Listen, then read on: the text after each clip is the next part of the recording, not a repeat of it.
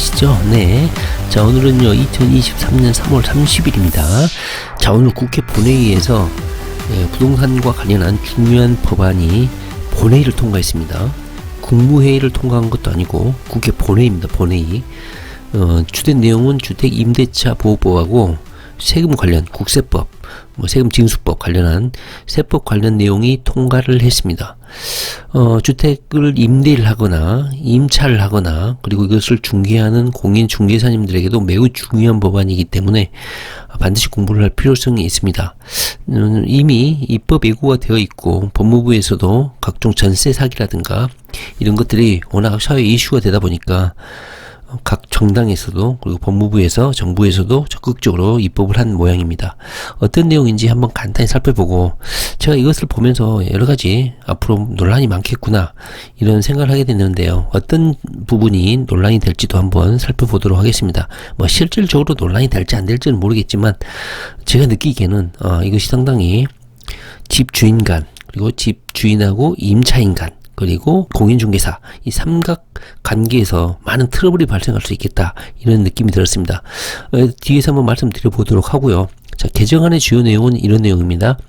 선순위 임차인 정보, 그 다음에 집주인의 체납 정보 확인권을 신설을 했습니다. 확인권이니까 임차인에게 이런 권리가 부여된다는 것이죠. 임차인이 되려는 자가 선순위 임차인 정보 및 임대인의 체납 사실 등을 확인할 수 있게 하여서 전세 피해를 예방할 수 있다. 그러니까 빌라 같은 경우, 아파트 같은 경우야 소유자가 단일하니까 기껏해야 공동 소유 정도 아닙니까? 그런데 빌라 같은 경우는 빌라왕에서도 알 수 있듯이 한 건물 안에 방이 여러 개가 있잖아요. 그러다 보니까 특히 다가구 같은 경우도 마찬가지고 그 안에 방 여러 호수에 있는 임차인들의 정보를 알 수가 없어요. 새로 임대차 계약을 체결하시는 분들은. 그래서 먼저 이 여러 개의 방에 계약되어 있는 임차인들에 대한 정보, 선순위, 보증금 이런 정보들을 반드시 새로 계약을 체결하는 임차인에게 정보를 제공할 수 있게끔 그리고 이것을 확인할 수 있는 권리를 임차인에게 부여했다는 겁니다. 그 다음에 임차권 등기 신속화. 자, 이거는 임대차 기간이 종료가 되었을 때 집주인이 보증금을 안 돌려주게 되면 임차인은 다른 곳으로 이사를 가고 싶어도 이 보증금을 돌려 못 받을 가능성이 있기 때문에 우리 법은 임차권 등기 명령을 등기부 등본에 할 수 있게끔 했거든요. 그런데 이것이 맹점이 뒤에서 보겠지만 법원이 임차권 등기 명령을 100% 해줍니다. 당연히 보증금을 받을 권리가 있으니까. 근데 문제는 이 등기 명령이 임대인에게 도달이 돼야 되는데 임대인이 수령을 못하는 경우가 발생할 수가 있고 임대인이 죽은 경우도 있고 그래서 지지부진하게 되고 등기 명령은 받았는데 등기부에 기재를 못하는 이런 경우가 발생할 수 있었거든요.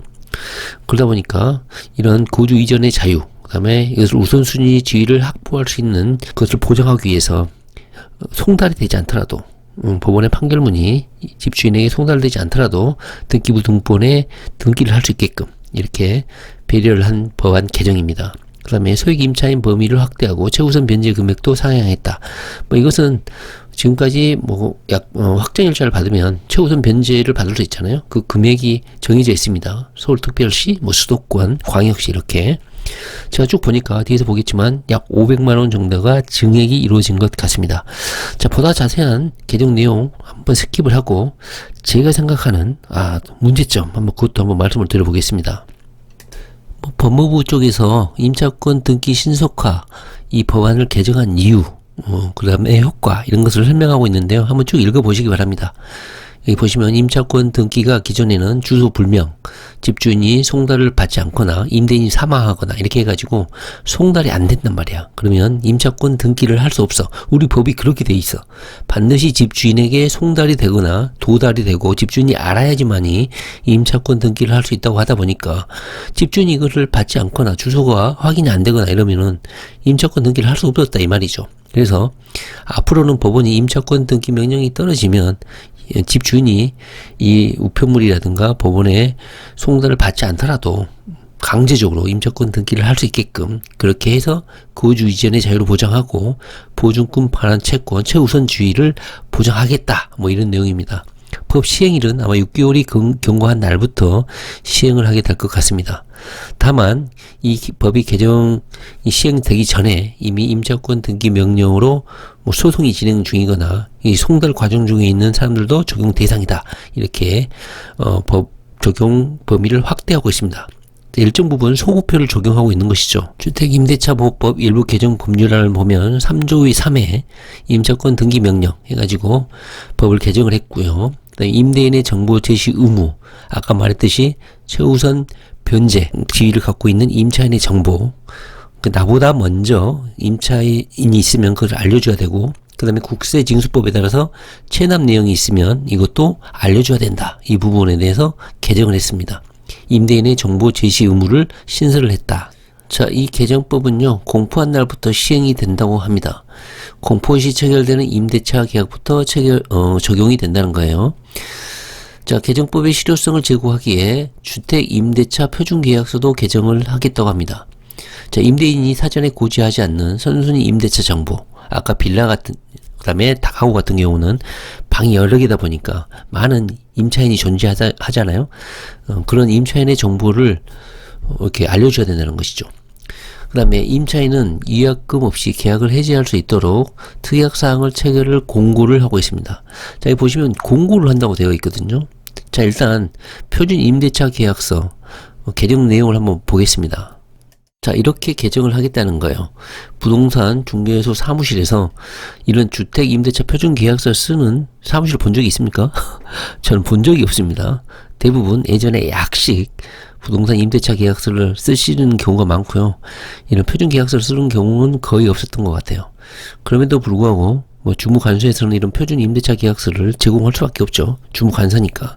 여기 보시면 특약상에, 자, 임대차 계약을 체결한 임차인은 임대차 계약 체결 시 기준으로 임대인이 사전에 고지하지 않는 선순위 임대차 정보, 아까 말했듯이 여러 임차인이 존재하는 경우, 빌라 같은 경우, 미납 또는 체납한 국세 지방세가 얼마를 초과하는 경우가 확인되는 경우, 임대차 기간이 시작되는 날까지 불구하고 계약금 이미 주어졌을 거 아니에요. 계약금을 위약금 명목으로 떼지 않고 그대로 임차인에게 돌려준다. 임대인에게 교부한 금전 기타 물건을 포기하지 않고 임대차 계약을 해지할 수 있다.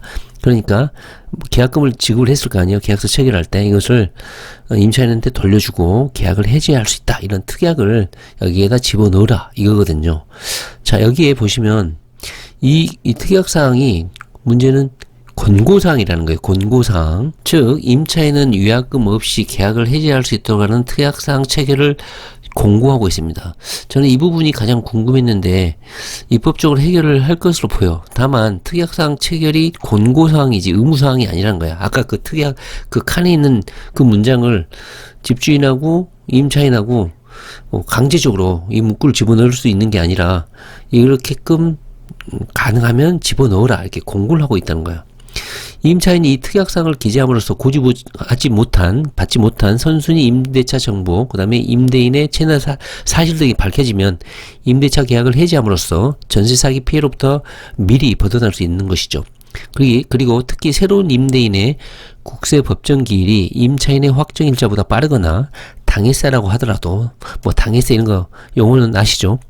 종전 임대인의 국세 체납액 한도 내에서만 우선 징수할 수 있다.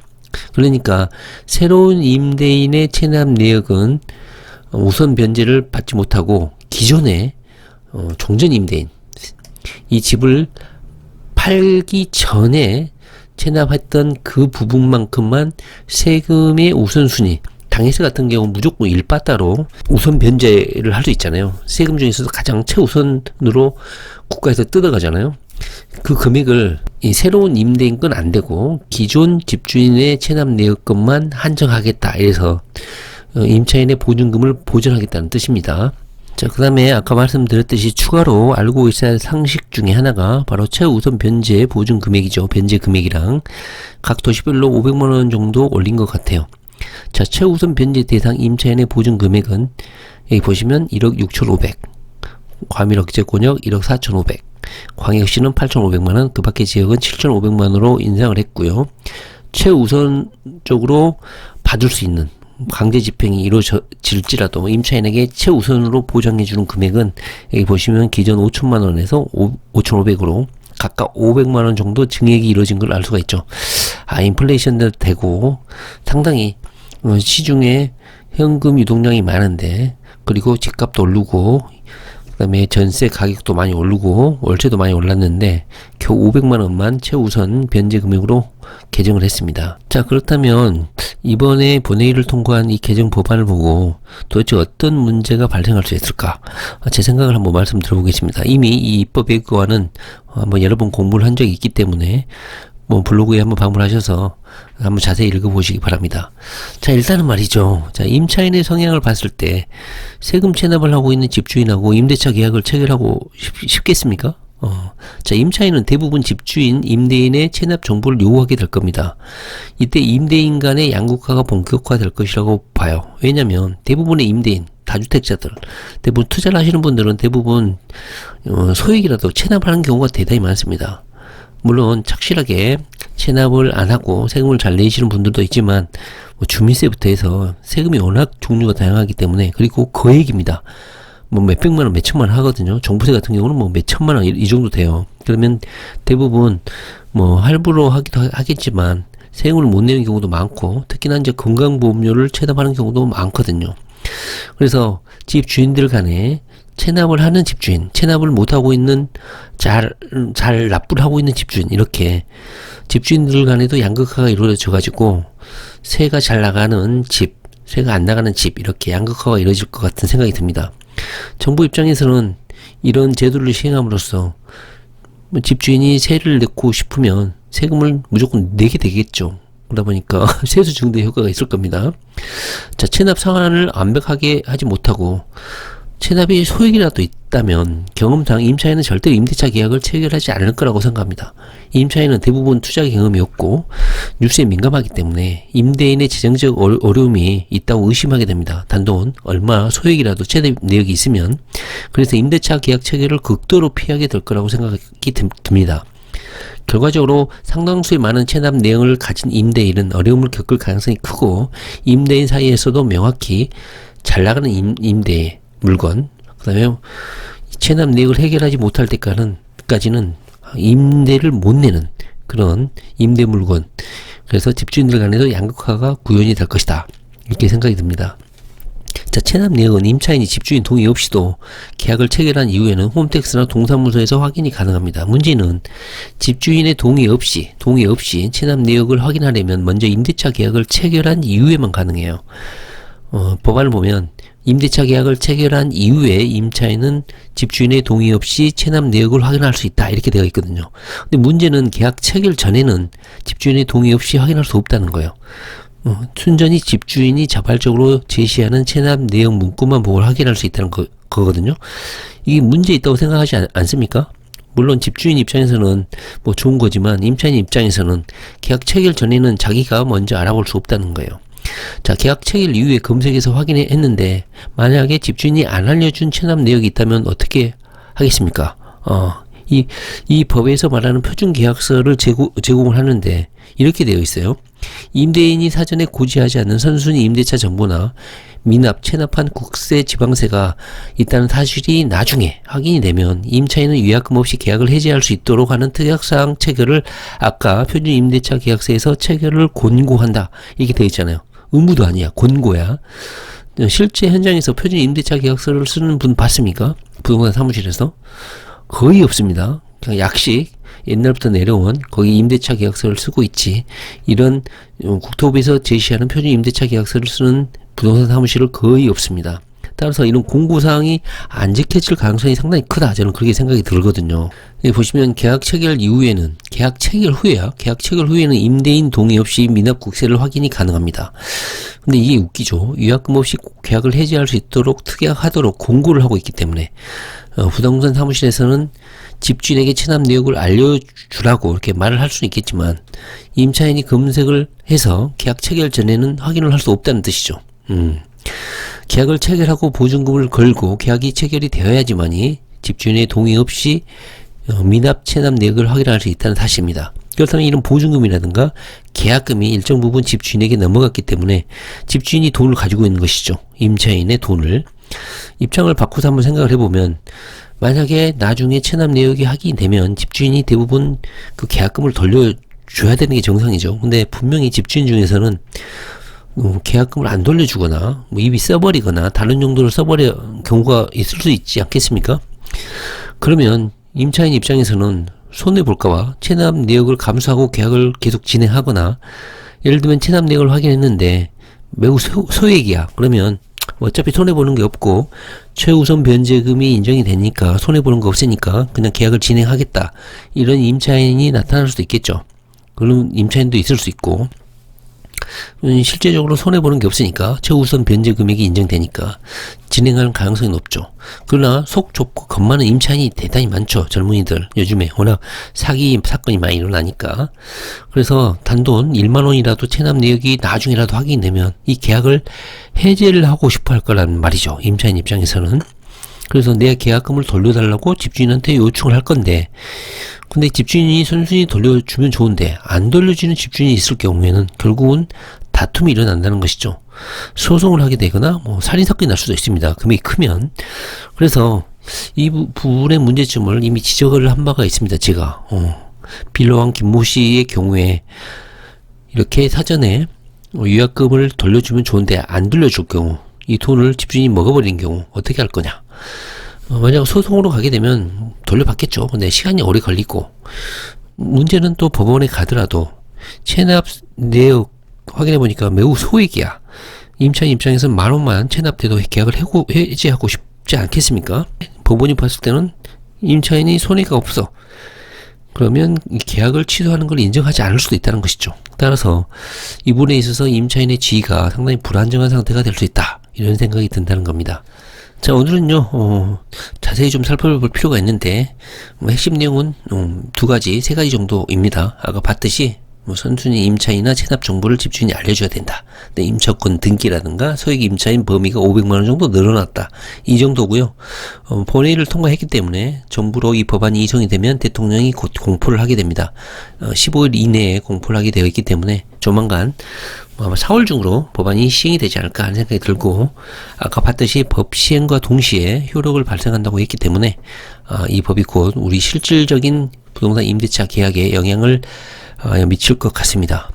아직 이 부분을 정확히 인지하지 못하시는 분들은 다시 한번 공부를 좀 해보시고요. 또 공인중개사님들과 관련한 공인중개사법 개정안도 통과가 됐는데, 만약에 이런 전세 사기라든가 이런 사기 범행에 가담한 경우에는 금고 이상의 형의 집행유예라도 그 기간은 당연히 형 집행기간이니까 자격 정지가 되겠죠. 근데 이 유예기간이 만료된 후에도 2년 동안 공인중개사 업무를 할 수 없도록 결격기간을 두었다는 겁니다.